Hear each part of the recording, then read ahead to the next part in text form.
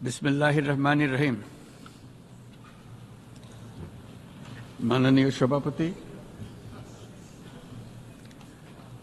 জাতিসংঘের সাধারণ পরিষদের সভাপতি নির্বাচিত হওয়ায় প্রথমেই আপনাকে আন্তরিক অভিনন্দন জানাচ্ছি। আমি আশ্বস্ত করছি যে আপনার এই দায়িত্ব পালনকালে বাংলাদেশ প্রতিনিধি দল আপনাকে পূর্ণাঙ্গ সহযোগিতা প্রদান করবে। জাতিসংঘের ম্যান্ডেটকে সমুন্নত রেখে বৈশ্বিক সংকটসমূহ নিরসনে মহাসচিব অ্যান্তোনিও গুতেরেসের দৃঢ় প্রতিজ্ঞ সাফল্যমণ্ডিত নেতৃত্বের জন্য তাকেও জানাই আন্তরিক সাধুবাদ। সামিট অব দ্য ফিউচার আয়োজনে আমি মহাসচিবের দূরদর্শী ভূমিকার বিশেষ প্রশংসা করছি। সম্মেলনে যে pact for the future and declaration on future generations সর্বসম্মতভাবে গৃহীত হয়েছে, তা এজেন্ডা 2030 পরবর্তী বৈশ্বিক উন্নয়ন কর্মপন্থা নির্ধারণে বিশেষ সহায়ক হবে বলে আমি মনে করি। বাংলাদেশ বিশ্বাস করে যে এই সম্মেলনের অর্জন বৈশ্বিক সমৃদ্ধি অর্জনের জন্য আমাদের সবার অভিপ্রায় ও সহযোগিতা কাঠামো প্রণয়নে দিক নির্দেশক হিসেবে কাজ করবে। এই জুলাই আগস্ট মাসে বাংলাদেশে যে যুগান্তকারী পরিবর্তন সংগঠিত হয়েছে তার প্রেক্ষিতেই আজ আমি বিশ্ব সম্প্রদায়ের এই মহান সংসদে উপস্থিত হতে পেরেছি। আমাদের গণমানুষের, বিশেষ করে তরুণ সমাজের অফুরন্ত শক্তি আমাদের বিদ্যমান রাষ্ট্র কাঠামো ও প্রাতিষ্ঠানিক আয়োজনগুলো আমূল রূপান্তরের এক নতুন সম্ভাবনার দ্বার উন্মোচন করেছে। আমাদের ছাত্র ও যুব সমাজের আন্দোলন প্রথম দিকে মূলত ছিল বৈষম্য বিরোধী আন্দোলন, পর্যায়ক্রমে তা গণ আন্দোলনের রূপ নিয়েছে।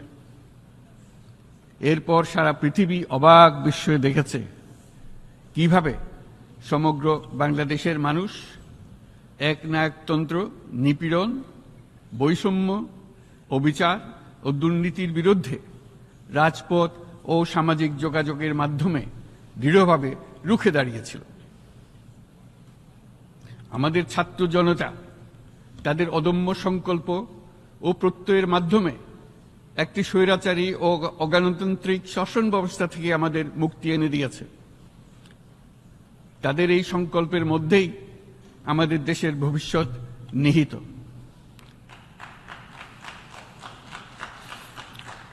যা এই দেশকে বিশ্ব সম্প্রদায়ের মাঝে একটি দায়িত্বশীল জাতির মর্যাদায় উন্নত করবে বলে আমি বিশ্বাস করি। এই গণ আন্দোলন রাজনৈতিক অধিকার ও উন্নয়নের সুবিধাবঞ্চিত বাংলাদেশের আপামর জনসাধারণকে ঐক্যবদ্ধ করেছে। বাংলাদেশের মানুষ উন্নয়ন কর্মকাণ্ডকে অন্তর্ভুক্তিমূলক অংশীদারিত্ব রূপে দেখতে চেয়েছিল। আমাদের জনগণ একটা ন্যায্য, অন্তর্ভুক্তিমূলক ও কার্যকর গণতন্ত্রের জন্য লড়াই করেছে, যার জন্য আমাদের নতুন প্রজন্ম জীবন উৎসর্গ করেছে। আমাদের এই তরুণীরা যে প্রজ্ঞা, সাহস ও প্রত্যয় দেখিয়েছে তা আমাদের অভিভূত করেছে, সারা বিশ্ববাসীকে অভিভূত করেছে। বন্দুকের গুলি উপেক্ষা করে বুক পেতে দাঁড়িয়ে গিয়েছিল আমাদের এই তরুণরা। অবৈধ রাষ্ট্র ক্ষমতার বিরুদ্ধে প্রবলভাবে সোচ্চার হয়েছিল আমাদের তরুণ তরুণীরা। স্কুল পড়ুয়া কিশোর কিশোরীরা তারা নিঃসঙ্গ চিত্তে উৎসর্গ করেছিল তাদের জীবন। শত শত মানুষ চিরতরে হারিয়েছে তাদের দৃষ্টিশক্তি। আমাদের মায়েরা, দিনমজুরেরা ও শহরের অগণিত মানুষ তাদের সন্তানদের কাঁধে কাঁধ মিলিয়ে নেমেছিল রাজপথে। তপ্ত রোদ, বৃষ্টি মৃত্যু ভয়কে তোয়াক্কা না করে তারা সত্য ও ন্যায়সঙ্গত আকাঙ্ক্ষার বিরুদ্ধে দীর্ঘকালব্যাপী রাষ্ট্রযন্ত্রকে পরিচালনা করার অশুভ ষড়যন্ত্রকে পরাভূত করেছিল। জনগণের এই আন্দোলনে আমাদের জানা মতে প্রায় 800-এরও বেশি জীবন আমরা হারিয়েছি স্বৈরাচারী শক্তির হাতে। উদারনীতি, বহুত্ববাদ ও ধর্মনিরপেক্ষতার উপর মানুষের গভীর বিশ্বাস থেকেই বাংলাদেশ রাষ্ট্রের অভ্যুদয় হয়েছিল। 1971 সালে যে মূল্যবোধকে বুকে ধারণ করে আমাদের গণমানুষ যুদ্ধ করেছিল, সেই মূল্যবোধকে বহু বছর পরে আবার জেনারেশন জি, যে প্রজন্ম জি, নতুনভাবে আমাদেরকে দেখতে শিখিয়েছে। এরকমটি আমরা দেখেছিলাম 1952 সালের ভাষা আন্দোলনে, বাংলাকে মাতৃভাষা হিসেবে প্রতিষ্ঠার সময়। বাংলাদেশের এই অভ্যুত্থান আগামী দিনগুলোতে বিশ্বের বিভিন্ন প্রান্তে মানুষকে মুক্তি ও ন্যায় বিচারের পক্ষে দাঁড়াতে প্রেরণা যোগাবে। আমাদের মুক্তি ও গণতান্ত্রিক আকাঙ্ক্ষাকে বাস্তবে রূপ দিতে আমি তাই আজ বিশ্ব সম্প্রদায়কে আমাদের নতুন বাংলাদেশের সঙ্গে সম্পৃক্ত হওয়ার উদাত্ত আহ্বান জানাচ্ছি। মাননীয় সভাপতি, যে রাষ্ট্র কাঠামো দুঃসহ হয়ে গেছে তার পুনর্গঠনের জন্য আমাদের তরুণরা, দেশের আপামর জনসাধারণ একমত হয়ে আমার এবং আমার উপদেষ্টা পরিষদের উপর আস্থা রেখে সরকার পরিচালনার এক মহান দায়িত্ব আমাদের উপর ন্যস্ত করেছে। এই দায়িত্ব গ্রহণের পর আমরা গভীর বিস্ময় ও হতাশার সঙ্গে মুখোমুখিভাবে দেখতে পাচ্ছি কিভাবে সর্বগ্রাসী দুর্নীতি একটি কার্যকর গণতান্ত্রিক ব্যবস্থাকে ধ্বংসস্তূপে পরিণত করেছে, কিভাবে রাষ্ট্রের মূল প্রতিষ্ঠানগুলোকে নির্মমভাবে দলীয়করণের আবর্তে বন্দী করে রাখা হয়েছিল, কিভাবে জনগণের অর্থকে লুটপাট করা হয়েছিল, কিভাবে একটি বিশেষ স্বার্থান্বেষী গোষ্ঠী সমস্ত ব্যবসা বাণিজ্যকে অন্যায়ভাবে নিজেদের হাতে কুক্ষিগত করে দেশের সম্পদ অবাধে বিদেশে পাচার করে দিয়েছে। এক কথায়, কিভাবে প্রত্যেকটি পর্যায়ে ন্যায়, নীতি ও নৈতিকতা অদৃশ্য হয়ে গিয়েছিল। এরকম এক অবস্থার দেশকে পুনর্গঠন এবং জনগণের কাঙ্ক্ষিত রাষ্ট্র ব্যবস্থা প্রতিষ্ঠিত করার জন্য আমাদের উপর দায়িত্ব প্রদান করা হয়েছে। অতীতের ভুলগুলোকে সংশোধন করে একটা প্রতিযোগিতামূলক ও শক্তিশালী অর্থনীতি এবং ন্যায়ভিত্তিক সমাজ ব্যবস্থা গড়ে তোলায় এই মুহূর্তে আমাদের মূল লক্ষ্য। বর্তমান পরিবর্তিত পরিস্থিতিতে সকল রাজনৈতিক দল এখন স্বাধীনভাবে তাদের মতামত প্রকাশ করতে পারছে। যে সব ব্যক্তি বা প্রতিষ্ঠান রাষ্ট্রীয় কাজ ও সিদ্ধান্ত গ্রহণ করার প্রক্রিয়ায় সম্পৃক্ত, তাদের প্রত্যেকের জবাবদিহিতা নিশ্চিত করাই আমাদের অগ্রাধিকার। আমরা মানুষের মৌলিক অধিকারকে সমুন্নত ও সুরক্ষিত রাখতে দৃঢ়প্রতিজ্ঞ। আমাদের দেশের মানুষ মুক্তভাবে কথা বলবে, ভয়ভীতি ছাড়া সমাবেশ করবে, তাদের পছন্দের ব্যক্তিকে ভোট দিয়ে নির্বাচিত করবে, এটাই জাতির আকাঙ্ক্ষা এবং এটাই আমাদের লক্ষ্য। বিচার বিভাগের স্বাধীনতা সংরক্ষণ ও সাইবার ডোমেইন সহ গণমাধ্যমের স্বাধীনতা সুসংহতকরণে আমরা প্রতিজ্ঞাবদ্ধ। আমাদের একজন কৃষক বা একজন শ্রমিকের সন্তানও যেন সমাজের সর্বোচ্চ শিখরে পৌঁছতে পারে, সেই লক্ষ্যে বিশালকার অবকাঠামো নির্মাণের বদলে স্বাস্থ্য ও শিক্ষা খাতে বরাদ্দ বৃদ্ধির আমরা গুরুত্ব আরোপ করছি।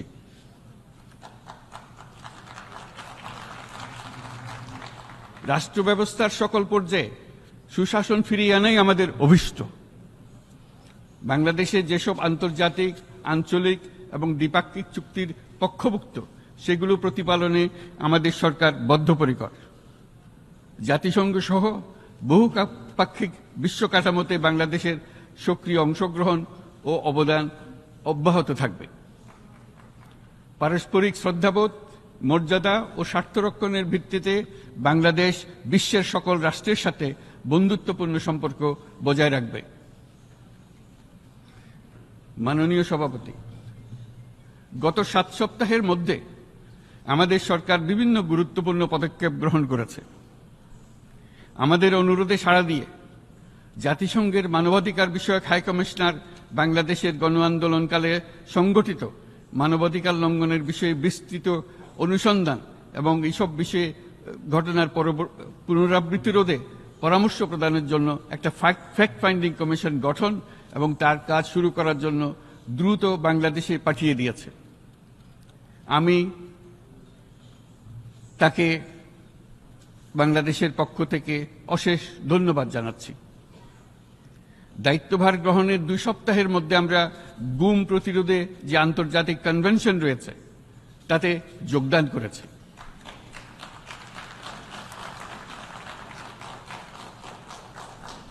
এর আশু বাস্তবায়নের জন্য প্রয়োজনীয় দেশীয় আইন ও বিধি প্রণয়নে আমরা এখন প্রক্রিয়া শুরু করেছি।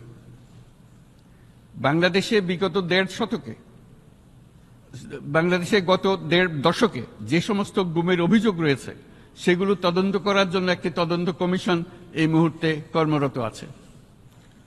মানুষের আস্থা আত্মবিশ্বাস ফিরিয়ে আনতে এবং নির্মম অতীত যেন আর ফিরে না আসে কোনোদিন, সেই জন্য আমরা কিছু সুনির্দিষ্ট খাতে সংস্কারকে অগ্রাধিকার দিয়েছি। সেই লক্ষ্যে আমরা বিদ্যমান নির্বাচন ব্যবস্থা, সংবিধান, বিচার ব্যবস্থা, জনপ্রশাসন, আইন শৃঙ্খলা ব্যবস্থা সংস্কারের জন্য স্বাধীন কমিশন গঠন করেছি। সংবাদপত্র ও গণমাধ্যমের সংস্কারের জন্যও পৃথক কমিশন সহ আরও কয়েকটি বিশেষ বিষয়ে কমিশন গঠন প্রক্রিয়াধীন রয়েছে।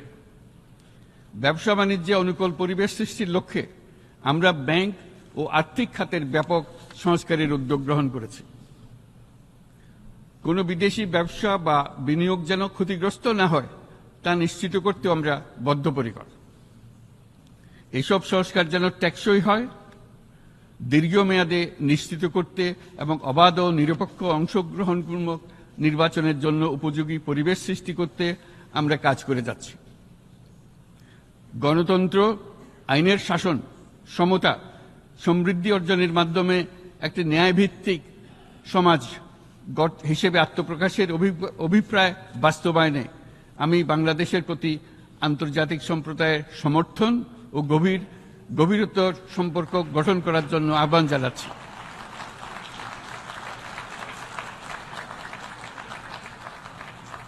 মাননীয় সভাপতি, বাংলাদেশ মনে করে যে শান্তি রক্ষা ও সংঘাত মোকাবেলা জনগণের সমৃদ্ধি নিশ্চিত করার মূল চালিকা শক্তি। সাম্প্রতিক বিপ্লবকালে আমাদের ইতিহাসের সবচেয়ে কঠিনতম সময়ে জনগণের মুক্তির আকাঙ্ক্ষা পূরণে তাদের পাশে দৃঢ়ভাবে দাঁড়িয়ে আমাদের সাহসী সশস্ত্র বাহিনী সমূহ আরও একবার শান্তির প্রতি তাদের অঙ্গীকার প্রমাণ করেছে।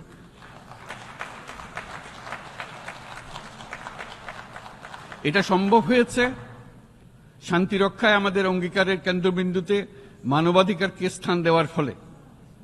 জাতিসংঘের পিস বিল্ডিং কমিশনের সূচনা লগ্ন থেকেই শান্তি রক্ষার মতো শান্তি বিনির্মাণেও বাংলাদেশ সমান অঙ্গীকার ব্যক্ত করে এসছে।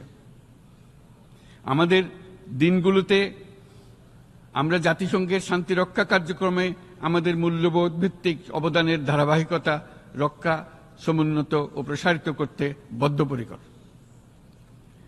জাতিসংঘের শান্তি রক্ষা কার্যক্রমে অবদানকারী তৃতীয় বৃহত্তম রাষ্ট্র হিসেবে বাংলাদেশ এখন পর্যন্ত 43টি দেশে 63টি মিশনে শান্তিরক্ষী প্রেরণ করেছে।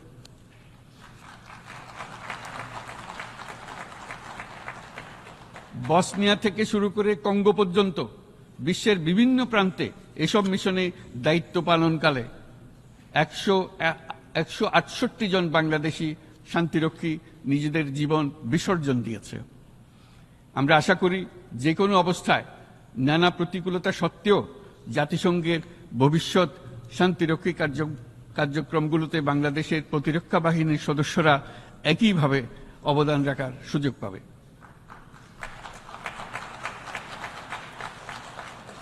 মাননীয় সভাপতি, আমাদের সকলের বাসস্থান এই পৃথিবী বৈশ্বিক অগ্রাধিকারগুলোকে সঠিকভাবে নির্ণয় করতে আগ্রহী।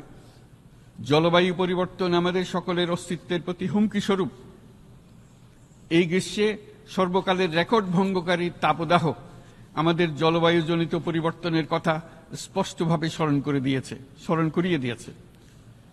আমাদের যা প্রয়োজন তা হলো জলবায়ু সম্পর্কিত ন্যায় বিচার, যাতে করে দায়িত্বজ্ঞানহীন সিদ্ধান্ত, উদাসীন আচরণ কিংবা এর মাধ্যমে সাধিত ক্ষতির বিষয়ে যারা সংশ্লিষ্ট তাদের দায়বদ্ধ করা যায়। জলবায়ু পরিবর্তনজনিত দীর্ঘমেয়াদী প্রভাবগুলো অপূরণীয় ক্ষতির কারণ হয়ে দাঁড়িয়েছে। আমরা জীব বৈচিত্র্য হারিয়ে ফেলছি, প্যাথোজেনের পরিবর্তনের ফলে নতুন রোগ বাড়ছে, কৃষিক্ষেত্রে চাপ বাড়ছে ক্রমাগতভাবে, পানি সম্পদ ঝুঁকিতে ফেলছে আমাদের বাসযোগ্যতাকে, সমুদ্র পৃষ্ঠের উচ্চতা বৃদ্ধি এবং লবণাক্ততা আমাদের ক্ষতি করছে প্রতিনিয়ত। ঘূর্ণিঝড়ের সংখ্যা ও মাত্রা বৃদ্ধির কারণে যেই ক্ষতি হচ্ছে তাকে উপেক্ষা করার সুযোগ নেই। ক্ষুদ্র কৃষক, প্রান্তিক পর্যায়ের জীবিকা অন্বেষণকারীরা জলবায়ু পরিবর্তনজনিত ঝুঁকির মুখোমুখি হচ্ছে সবচেয়ে বেশি। আমি আজ এই বিশ্ব সভায় যখন কথা বলছি তখন বাংলাদেশের পূর্বাঞ্চলে 50 লাখেরও অধিক মানুষ তাদের জীবদ্দশায় হওয়া সবচেয়ে ভয়াবহ বন্যা মোকাবেলা করে যাচ্ছে। মহাসচিব গুতেরেস আমাদেরকে দেখিয়েছেন যে বিদ্যমান পরিক্রমা অব্যাহত থাকলে বিশ্বের গড় তাপমাত্রা 2.7 ডিগ্রি সেলসিয়াস বৃদ্ধির দিকে অগ্রসর হতে থাকবে। তাই বাংলাদেশের মতো জলবায়ু ঝুঁকিতে থাকা দেশগুলোতে অভিযোজনের জন্য ব্যাপক বিনিয়োগের আহ্বান জানাচ্ছি।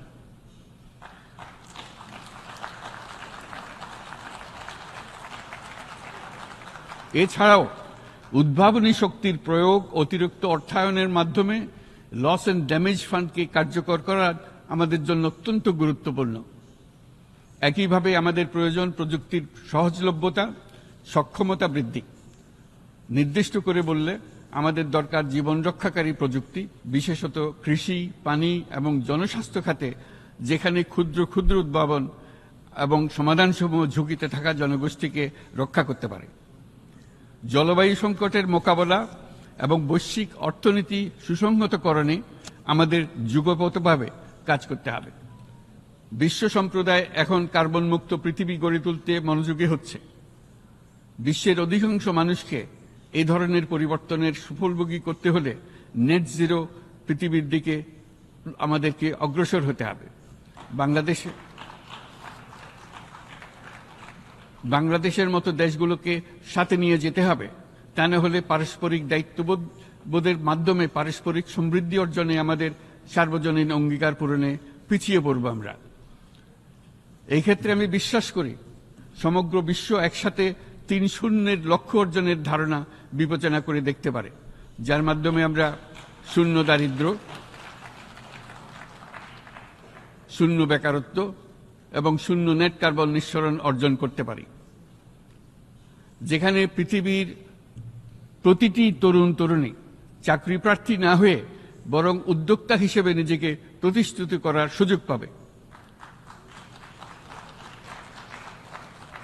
তারা যেন এই সম্পদের সীমাবদ্ধতা সত্ত্বেও নিজ নিজ সৃজনশীলতার বিকাশ করতে পারে, যেখানে একটি ব্যবসায়িক উদ্যোগ সামাজিক সুফল, অর্থনৈতিক মুনাফা এবং প্রকৃতির প্রতি দায়িত্বশীলতার মধ্যে একটি চমৎকার ভারসাম্য আনতে পারে, যেখানে সামাজিক ব্যবসার মাধ্যমে যে কোনো ব্যক্তি ভোগবাদী জীবনধারা থেকে উত্তরণ করে সামাজিক ও অর্থনৈতিক পরিবর্তনের সৃজনশীল শক্তি হিসেবে নিজেকে প্রতিষ্ঠিত করতে পারে।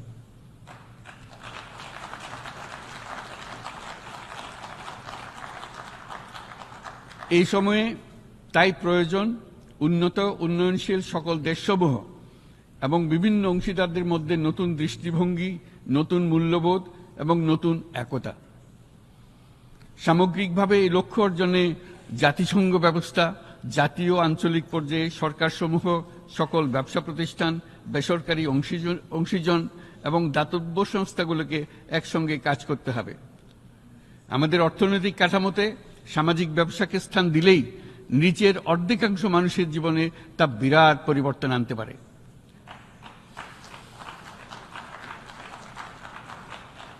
এই পদক্ষেপ একই সঙ্গে জলবায়ুর ধ্বংসাত্মক গতিকে সফলভাবে রোধ করতে পারে এবং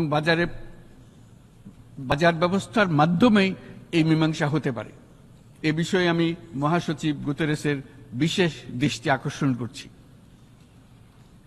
মাননীয় সভাপতি, বহুমুখী সংকটে জর্জরিত বর্তমান বিশ্বে যুদ্ধ এবং সংঘাতের ফলে ব্যাপক ভিত্তিতে মানুষের অধিকার খর্ব হচ্ছে। বিশ্ববাসীর উদ্বেগ এবং নিন্দা সত্ত্বেও গাজায় গণহত্যা থামছে না।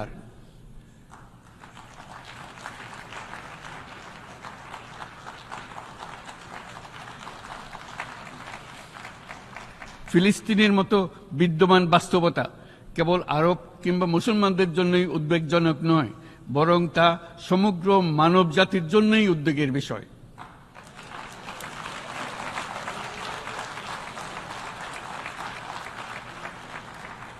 একজন মানুষ হিসেবে প্রত্যেক ফিলিস্তিনির জীবন অমূল্য।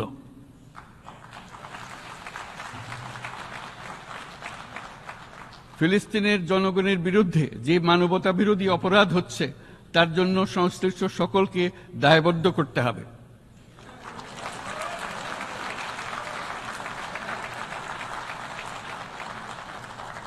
ফিলিস্তিনের জনগণের উপর চলমান নৃশংসতা, বিশেষত নারী এবং শিশুদের সাথে প্রতিনিয়ত যে নিষ্ঠুরতা বিশ্ব দেখাচ্ছে, তা থেকে নিস্তারের জন্য বাংলাদেশ অনতিবিলম্বে সম্পূর্ণ যুদ্ধবিরতির আহ্বান জানাচ্ছে।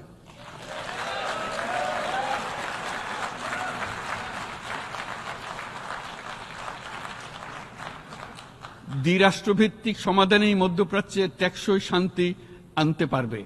তাই জাতিসংঘ সহ আন্তর্জাতিক সম্প্রদায়ের সকলকে এর বাস্তবায়নের জন্য এখনই উদ্যোগ নিতে আহ্বান জানাচ্ছি।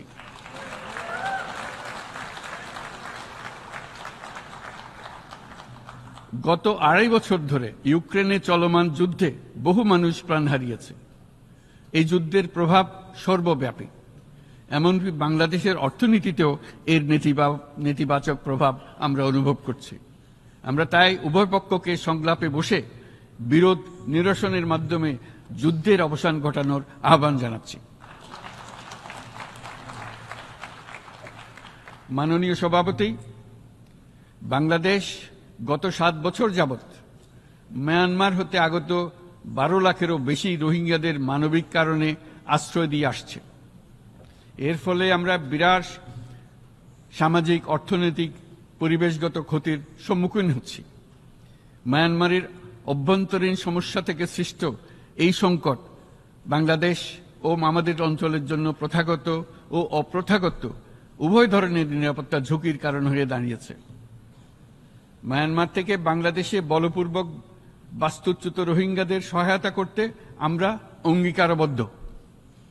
আমরা রোহিঙ্গাদের জন্য মানবিক সহায়তা কার্যক্রম চালু রাখা এবং তাদের টেকসই প্রত্যাবর্তন নিশ্চিত করার উদ্দেশ্যে আন্তর্জাতিক সম্প্রদায়ের পর্যাপ্ত সহায়তা অব্যাহত রাখার আহ্বান জানাচ্ছি।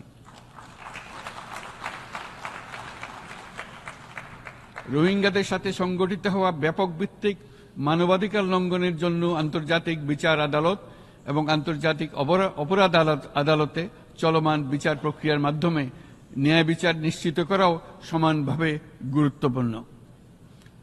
রোহিঙ্গারা যাতে নিজ দেশে স্বাধীন এবং মর্যাদাপূর্ণ জীবন যাপন করতে পারে, সেই লক্ষ্যে অনুকূল পরিবেশ তৈরিতে জাতিসংঘ অন্যান্য আন্তর্জাতিক প্রতিষ্ঠানের ধারাবাহিক প্রচেষ্টার প্রশংসা দাবিদার।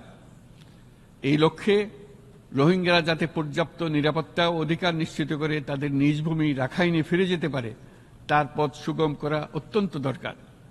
মিয়ানমারে প্রতিনিয়ত পরিবর্তনশীল অবস্থা বিবেচনা রেখে বাংলাদেশ আন্তর্জাতিক সম্প্রদায়ের সাথে একযোগে রোহিঙ্গাদের নিজ দেশে মর্যাদাপূর্ণ টেকসই প্রত্যাবর্তনের জন্য পরিবেশ সৃষ্টিতে কাজ করতে প্রস্তুত।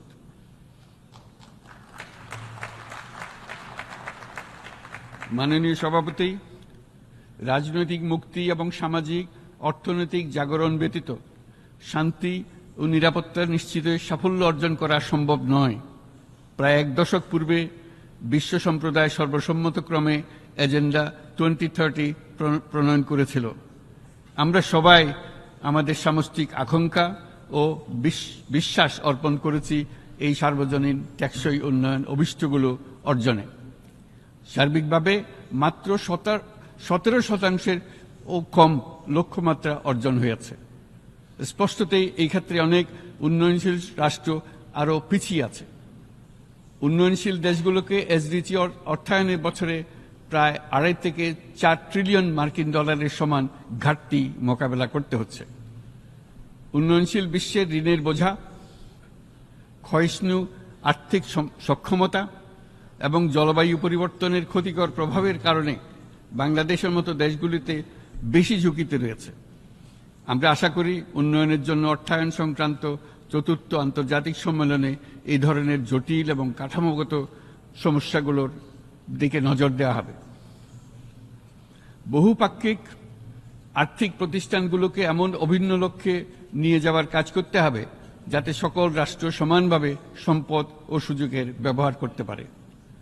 তারা নিজেদের কর্মসূচিতে সামাজিক ব্যবসাকে গুরুত্বপূর্ণ ভূমিকা দিতে পারে, যাতে নিম্ন আয়ের দেশগুলোর বাস্তবতাকে বিশেষভাবে মোকাবেলা করা যায়, যা ব্যবসায়ী উদ্যোগ এবং ব্যক্তির সৃজনশীলতাকে উদ্বুদ্ধ করে, যা বঞ্চিত জনগোষ্ঠীকে বিশালভাবে সহায়তা করে। এই ক্ষেত্রে অবৈধ অর্থের প্রবাহ এবং উন্নয়নশীল দেশগুলো থেকে সম্পদ পাচার বন্ধ করা অত্যন্ত আবশ্যক। উন্নয়নশীল দেশগুলো থেকে পাচার হয়ে যাওয়া সম্পদ ফেরত আনার জন্য আন্তর্জাতিক সহযোগিতা জোরদার করতে হবে। আমরা আশা করি কর ফাঁকি রোধে আন্তর্জাতিক কর কনভেনশন অতি শীঘ্রই গৃহীত হবে।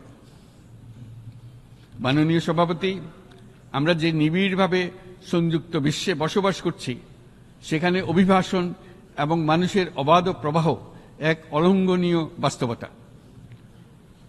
বাংলাদেশি নাগরিকরা প্রতিনিয়ত বিভিন্ন দেশে অভিবাসী হিসেবে যাচ্ছেন। তারা বিভিন্ন দেশে তাদের কর্মসংস্থানের সন্ধানে আছেন। বিশ্বের বিভিন্ন প্রান্তে এই মুহূর্তে প্রায় 1.5 কোটি প্রবাসী বাংলাদেশি আছেন। সকলের জন্য অভিবাসনের উপযোগিতা নিশ্চিত করতে বিশ্ব সমাজকে নিরাপদ, সুশৃঙ্খল এবং নিয়মিত মর্যাদাপূর্ণ অভিবাসনের পথ সুগম করতে হবে। আন্তর্জাতিক সম্প্রদায়কে অভিবাসীদের মানবাধিকার এবং তাদের প্রতি মানবিক আচরণ নিশ্চিত করতে হবে। অভিবাসনের উপর 2018 সালে যে গ্লোবাল কম্প্যাক্ট অন মাইগ্রেশন গৃহীত হয়েছে, তার পূর্ণ বাস্তবায়নে বাংলাদেশ প্রতিশ্রুতিবদ্ধ এবং একই সাথে অনিরাপদ অভিবাসন রোধেও আমরা বদ্ধপরিকর। মাননীয় সভাপতি, প্রতি বছর প্রায় 25 লক্ষ তরুণ তরুণী বাংলাদেশের শ্রমবাজারে যুক্ত হচ্ছেন। বাংলাদেশের বিপুল জনশক্তির প্রায় 2/3 তরুণ। এই জনশক্তিকে বর্তমান ও আগামীর জন্য গড়ে তোলা বাংলাদেশের জন্য একটা বড় চ্যালেঞ্জ। ক্রমপরিবর্তনশীল কর্মজগতে একজন তরুণকে প্রতিনিয়ত নতুন দক্ষতা অর্জন করতে হয়। এই কর্মপরিবেশের সাথে মানিয়ে নেওয়া শিখতে হয়। এই জন্য বাংলাদেশ যখন মধ্যম আয়ের দেশ হিসেবে উন্নতি হচ্ছে, তখন আমরা শিক্ষা এবং প্রযুক্তিগত সহায়তা লাভের উপর বিশেষ জোর দিচ্ছি। এবার কৃত্রিম বুদ্ধিমত্তার বিষয়ে আসি। কৃত্রিম বুদ্ধিমত্তার অভাবনীয় বিকাশ এবং এর বহুমাত্রিক প্রয়োগে বাংলাদেশ বিশেষভাবে আগ্রহী। আমাদের তরুণ সমাজ জেনারেটিভ আর্টিফিশিয়াল ইন্টেলিজেন্সের সম্ভাবনা নিয়ে উচ্ছ্বসিত। একজন বিশ্ব নাগরিক হিসেবে তারাও চায় নতুন পৃথিবীতে নিয়োজিত হতে, কর্মক্ষম হিসেবে নিজেকে গড়ে তুলতে। বাংলাদেশের মতো বৃহৎ তরুণ জনগোষ্ঠীর দেশ যাতে কৃত্রিম বুদ্ধিমত্তার প্রয়োগজনিত অর্জিত সুফল থেকে পিছিয়ে না পড়ে, বিশ্ব সম্প্রদায়কে তা নিশ্চিত করতে হবে। একই সঙ্গে নিশ্চিত করতে হবে যেন কৃত্রিম বুদ্ধিমত্তার কারণে কর্মক্ষেত্রে মানুষের চাহিদা ক্রমাগতভাবে সংকুচিত হয়ে না যায়। এই প্রসঙ্গে আমি উল্লেখ করি যে আমরা ভিন্ন একটা ইন্টেলিজেন্স, অটোনোমাস ইন্টেলিজেন্স, অর্থাৎ যে কৃত্রিম বুদ্ধিমত্তা নিজেই নিজের কৃত্রিম বুদ্ধিমত্তাকে সম্প্রসারিত করতে পারে মানুষের কোনো হস্তক্ষেপ ছাড়াই, তার ব্যাপারে আমরা বৈজ্ঞানিকদের দৃষ্টি আকর্ষণ করতে চাই। তারা যেন এই ক্ষেত্রে অগ্রসর হওয়ার আগে মানুষের উপরের প্রভাব সম্বন্ধে নিশ্চিত হয়ে অগ্রসর হন। আমাদের ধারণা অটোনোমাস ইন্টেলিজেন্স মানুষের অস্তিত্বকে বিপন্ন করে তুলতে পারে, কাজে এই ব্যাপারে আমাদের সম্পূর্ণ সজাগ থাকতে হবে। মাননীয় সভাপতি, আমাদের আসলে দরকার নতুন ধরনের সহযোগিতা কাঠামো, যেখানে বৈশ্বিক ব্যবসা ও জ্ঞানের অধিকারী গোষ্ঠী মানুষের চাহিদাগুলোকে যথাযথভাবে অনুধাবন করবে। আন্তর্জাতিক সহযোগিতার মাধ্যমে উন্নয়নশীল দেশগুলোর জন্য এমন একটি রূপান্তরকারী ব্যবস্থা তৈরি করতে হবে যা কর্মসংস্থান, আর্থসামাজিক প্রতিকূলতা বা জীবিকার জন্য যুৎসয় সমাধান নিশ্চিত করবে। মাননীয় সভাপতি, আমাদের প্রচেষ্টা, সক্ষমতা এবং সম্পদ একত্রীকরণের মাধ্যমে সকলের সামর্থ্য, উদ্ভাবনী শক্তি এবং সমৃদ্ধিকে কাজে লাগাতে হবে। আর্থসামাজিক উন্নয়ন এবং জলবায়ু সহনশীলতা নিয়ে আমরা প্রতিনিয়ত যে প্রতিকূলতার সম্মুখীন হচ্ছি, সম্মিলিত উদ্যোগের মাধ্যমে তার মোকাবেলা করতে হবে। বৈশ্বিক দক্ষিণের দেশগুলোকে অনন্য অর্থনৈতিক এবং সামাজিক প্রেক্ষাপটে দক্ষিণ দক্ষিণ এবং ত্রিভুজীয় সহযোগিতা এই ক্ষেত্রে বিশেষভাবে সহায়ক হতে পারে বলে আমি মনে করি। বৈশ্বিক দক্ষিণের আওয়াজকে বিশ্বব্যাপী জোরালোভাবে তুলে ধরার জন্য প্রয়োজন সম্মিলিত উদ্যোগ। সেই জন্য বৈশ্বিক এজেন্ডা প্রণয়ন ও বাস্তবায়ন নিশ্চিত করতে বৈশ্বিক দক্ষিণের দেশগুলোর মতামতকে যথাযথ গুরুত্বের সাথে বিবেচনা করতে হবে। জনাব সভাপতি, কোভিড অতিমারির অভিজ্ঞতায় আমরা দেখেছি জনস্বাস্থ্যে ব্যাপক বিনিয়োগ কতটা গুরুত্বপূর্ণ হতে পারে। বিশ্ব স্বাস্থ্য সংস্থায় বৈশ্বিক অতিমারি চুক্তির চলমান আলোচনায় বাংলাদেশ নেতৃত্ব প্রদান করে চলেছে। আমরা চাই কার্যকর আন্তর্জাতিক সহযোগিতা, জনস্বাস্থ্য ব্যবস্থায় অর্থায়ন, প্রযুক্তি হস্তান্তর, গবেষণা ও উন্নয়ন, ভ্যাকসিন থেরাপিউটিক্সের উৎপাদন বহুমুখীকরণ এবং সকল ভ্যাকসিনকে মেধাস্বত্ব অধিকার মুক্ত ঘোষণা করার ব্যাপারে ঐক্যমত্য গঠন। অসংক্রামক রোগসমূহের বিরুদ্ধে লড়াইয়ে এই বিষয়গুলি অত্যন্ত গুরুত্বপূর্ণ। জনাব সভাপতি, এবছর আমরা জাতিসংঘের সাথে বাংলাদেশের অংশীদারিত্বের সুবর্ণ জয়ন্তী উদযাপন করছি।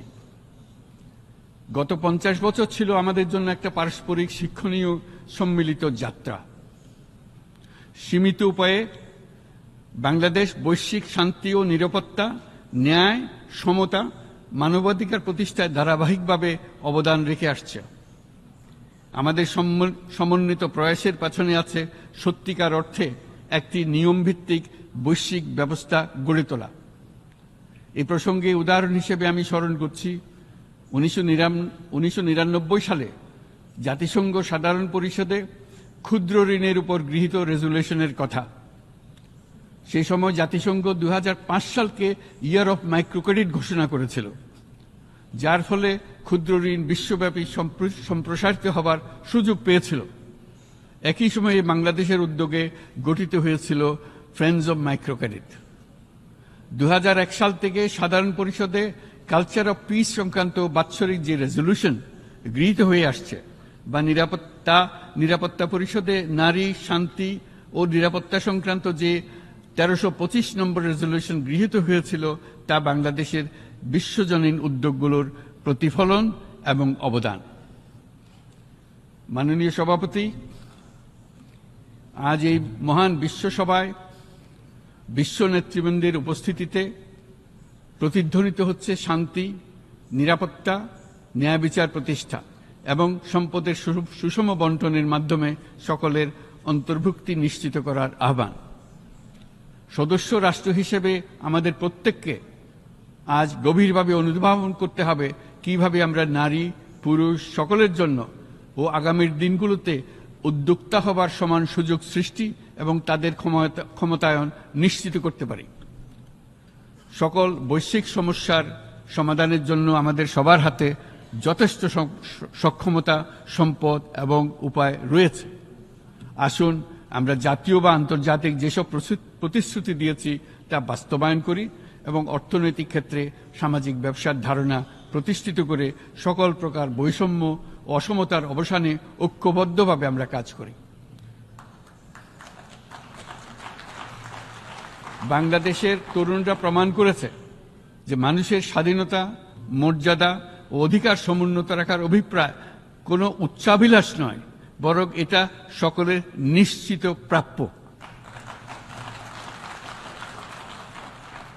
আজ এই মহান সমাবেশে আপনাদের উপস্থিতিতে শান্তি, সমৃদ্ধি ও ন্যায় বিচার নিশ্চিত করতে আন্তর্জাতিক, আঞ্চলিক এবং জাতীয় পর্যায়ে বাংলাদেশে তার ভূমিকাকে ক্রমাগতভাবে জোরদার করার নিশ্চয়তা দিচ্ছে। আজ আপনাদের সবাইকে শুভেচ্ছা জানাচ্ছি, ধন্যবাদ জানাচ্ছি।